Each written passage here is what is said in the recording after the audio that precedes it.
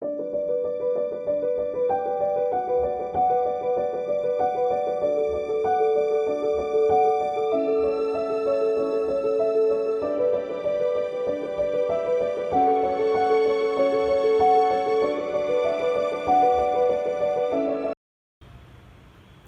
नाम आसिफ खान सीपरी से। मेरा एक्सीडेंट 1 अगस्त को हुआ था।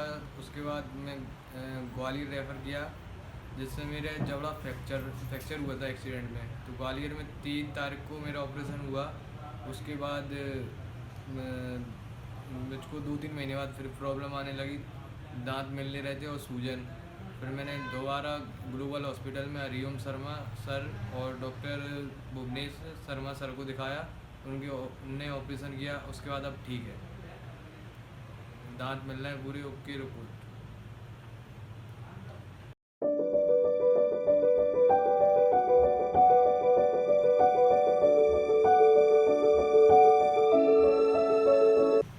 पहले पहले ऑपरेशन में दिक्कत आई थी, खाना नहीं खा पा रहा था, चबाने में दिक्कत थी।